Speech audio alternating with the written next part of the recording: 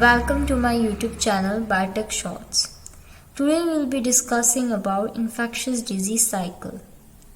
Here are some epidemiological terms in which most of the students get confused with.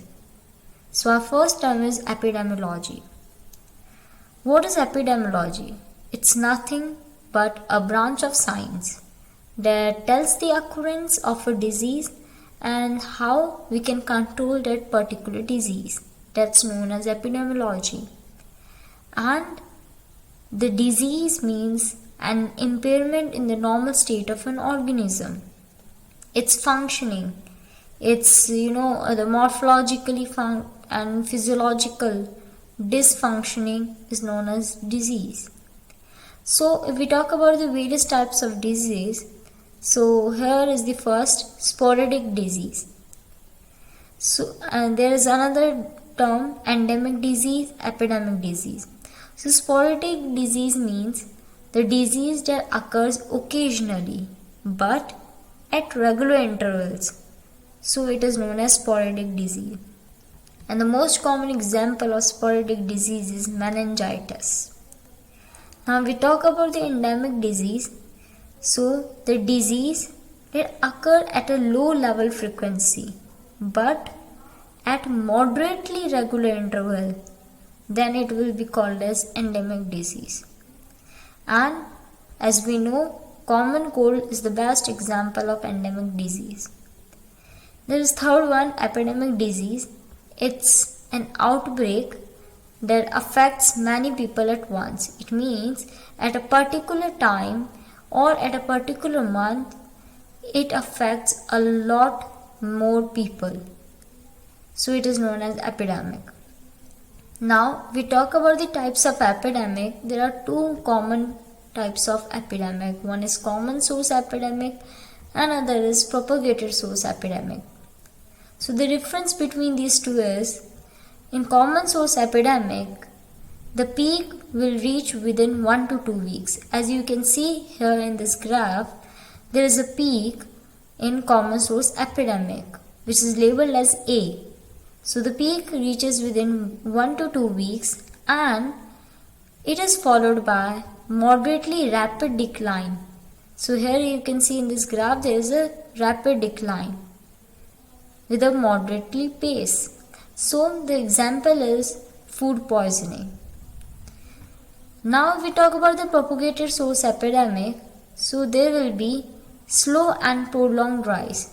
So here you can see there is a slow and prolonged rise followed with gradual decline. So here it is in the graph, it is labeled with B. So you can see there is a slow and prolonged rise and it is followed by gradual decline.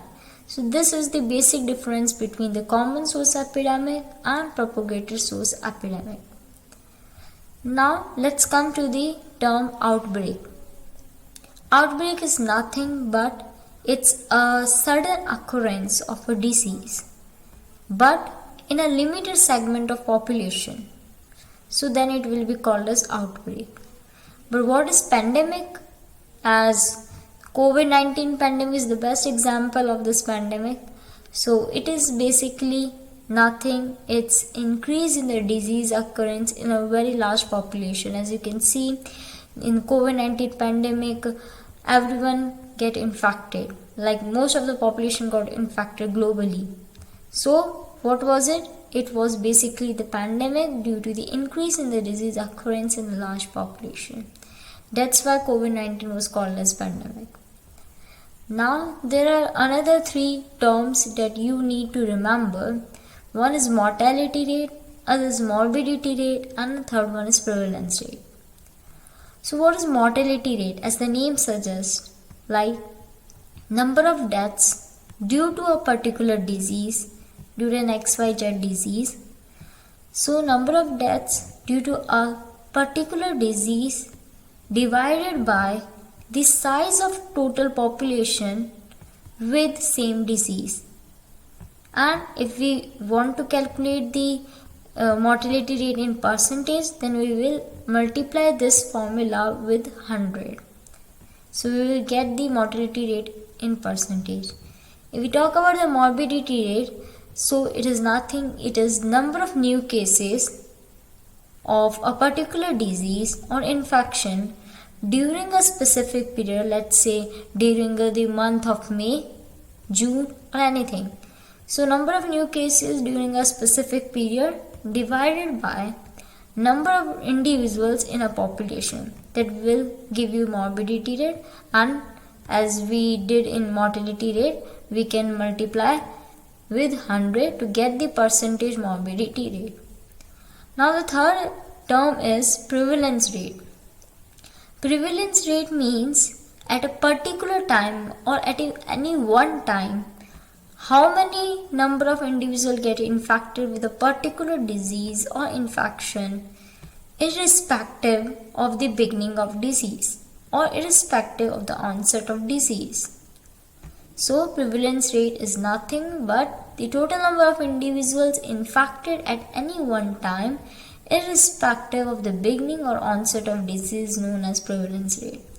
So these were the three terms: mortality rate, morbidity rate and prevalence rate. Now there are three terms in which there is a big confusion, right? Like what is signs, what is symptoms and what is syndrome. So let's talk about the difference between these three. Signs means observable changes in body. It means the changes that you can see from your eyes, that is known as signs. Symptoms means the changes in body that are personally experienced by patient but we can't see from eye, that is usually called as symptoms. And the syndrome is basically the combo of signs and symptoms. So a set of signs and symptoms is known as syndrome. Let's take an example. If a patient is suffering from XYZ disease and he tells the doctor that he is having pain in his stomach, so it means the pain is called a symptom because the patient can experience that pain, but the doctor can't see the pain with his eyes, so he will call that pain as symptom. But if the same patient tells the doctor that he is having rashes all over the body, so the doctor can see the rashes, right? So it will be called as signs, not symptoms. So this is the basic difference between signs and symptoms. And if the patient is having both pain and rashes, so it will usually be called a syndrome. Now moving further, infectious disease cycle. Before talking about infectious disease cycle, we have to know about certain terminologies that are very much important. Like number one is source, reservoir and carrier. Source is, as the name suggests, source means the location from which the pathogen transmits the host. And the reservoir is the site where pathogen normally resides. So for example, we have a residential address, right? In the same way, the pathogen has the residential address in which the pathogen lives, and that residential address is known as reservoir. So the reservoir can also act as a source sometimes, but the source can't act as a reservoir. Now if we talk about the carrier, carrier is nothing, as the name sounds like carrier, something to carry. So carrier is basically an infected individual that carries or spreads the disease in other, be the human, be the any organism. So carrier are of various types. There are 4 types here: active carrier, convalescent carrier, healthy carrier and incubatory carrier. As the name suggests, active carrier means the individual who is currently at present is infected with a particular disease or infection is known as active carrier. If we talk about convalescent carrier, convalescent means recovery. So it means the individual has been recovered with the infection or disease but still it is transmitting the infection to others, but still it acts as a carrier, so it will be called as convalescent carrier. If we talk about healthy carrier, it means it doesn't have any infection. He or she is not ill, but still he or she is transmitting the pathogen. He or she is acting as a carrier. Then it will be called as healthy carrier. Now we talk about incubatory carrier. It means individual who is incubating the pathogen but is not yet ill, but maybe he or she get ill in the near coming future. So it will be called as incubatory carrier. Now we will be talking about the transmission of pathogen. So there are basically 4 modes of transmission of pathogen. Number 1 is airborne transmission. As the name suggests, suppose a person sneezes or he or she coughs, then what happens? He or she will release the aerosol droplets, and in those droplets they have the droplet nuclei whose size is near to 1 to 4 micrometer in diameter. So what happens is the pathogen, the XYZ pathogen, travels along with the droplet nuclei in the alveoli of the lungs and thus spreads internally. The other mode of airborne transmission is by dust. So the pathogen gets attached to the dust particle and further transmits to the host. So the example is chickenpox. The another mode of transmission is contact transmission. As the name suggests, it will be through contact. So it may be direct or indirect. Direct means like the physical contact, like for example kissing, the sexual contact. Any contact comes in the direct thing. And if we talk about the indirect contact, so it will be of course through objects, inanimate objects, the non-living things. So the vehicle mode of transmission will be coming under the category of indirect contact transmission because it is occurring through fomites. Fomites means inanimate objects, non-living objects. So the vehicle mode of transmission comes under the category of indirect transmission that occurs through fomites or inanimate objects. The last one is vector-borne transmission. As the name suggests, it will occur through vector. The vector can be arthropods or any invertebrates. If we talk about the further subtypes of vector-borne transmission, so it is of 2 types. One is external and another is internal. As the name suggests, external means the pathogen will be get transmitted to the host when it is on the body surface of the vector. So when pathogen is present on the body surface of vector, then it will be called as external, and when pathogen resides inside the body of the vector, then it will be called as internal. So internal is also subdivided into two types. One is harborage, another is biologic. Harborage means when there is no morphological and physiological changes occurring in the vector when pathogen is residing inside the vector. And biological means when the pathogen is residing in the vector, then it will be responsible for the morphological and physiological changes in the vector body. So according to the whether it will cause morphological and physiological changes, according to this only it is divided into harborage and biologic. Now coming to the main thing, infectious disease cycle and the various phases of the infectious disease cycle.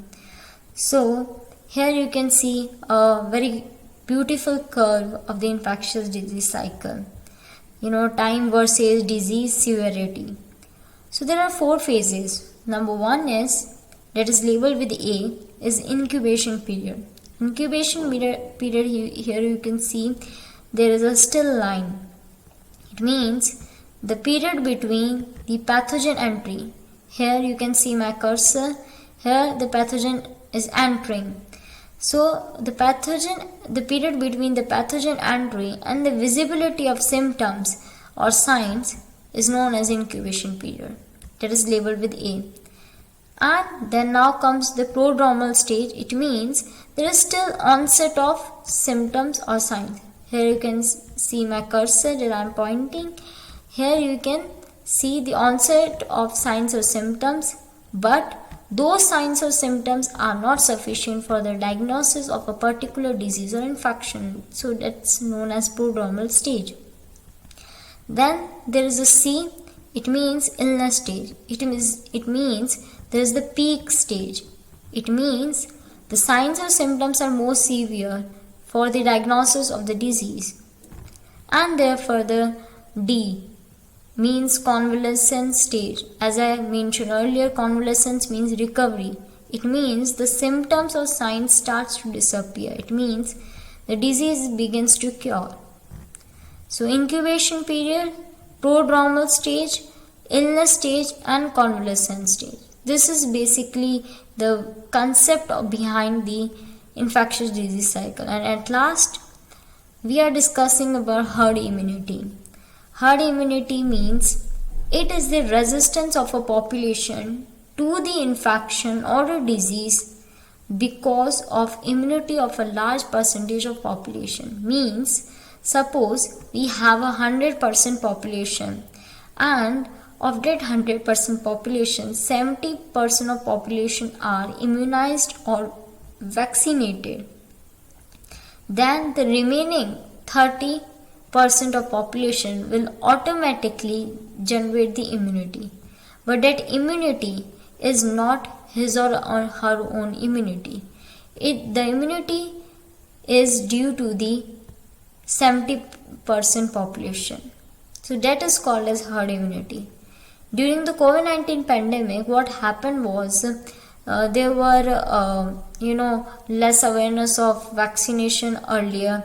The people were more cautious about the side effects of the vaccination, and still what is happening is the people have fear that we can get the COVID-19 even after the vaccination. So we have not achieved this target, this 70%, we have not achieved this, and due to this we couldn't able to generate the herd immunity. So this was the drawback of COVID-19 pandemic. So that's why it is very essential to generate the herd immunity.